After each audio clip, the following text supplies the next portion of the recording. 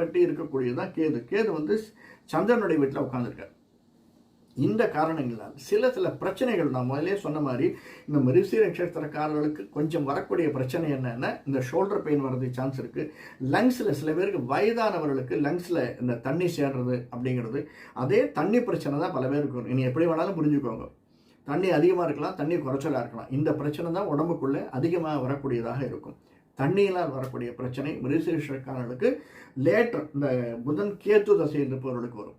Especially சனி புதன் தசை இருப்பவர்களுக்கு நல்ல நாலெட்ஜ் இன்னும் கெயின் ஆகும். எப்படி நம்ம கிருத்திகை சொன்னோமோ அதே மாதிரி ஒரு நாலெட்ஜ் கெயின் ஆகிறதுக்கு பண வரவு.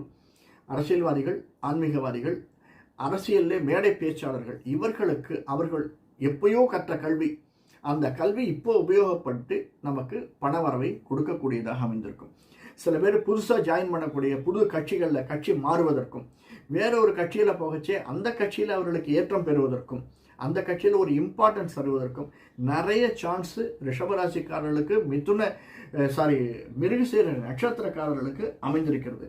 ஏன்னா அயோத்தியா பருவத்தில் சொல்லச்சே, அயோத்தியாபுரம் பீஷ்மபுரம்னா சொல்லச்சே இந்த ரிஷபராசிக்காரில் உயர்த்தி சொல்கிறாங்க. ரொம்ப அருமையாக இருக்கக்கூடியது.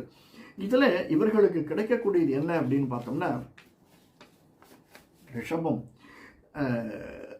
மெயினாக இருக்கக்கூடியது, நம்ம சாதாரணமாக ரிஷபராசிக்காரர்கள் அப்படின்னா இந்த குரு பயிற்சி, நான் முதல்லையே சொன்ன மாதிரி சித்த புருஷர்களை வணங்கி வருதல் ரொம்ப ரொம்ப நல்லது சார். அதே மாதிரி உயர்ந்த நிலையில் இருக்கக்கூடிய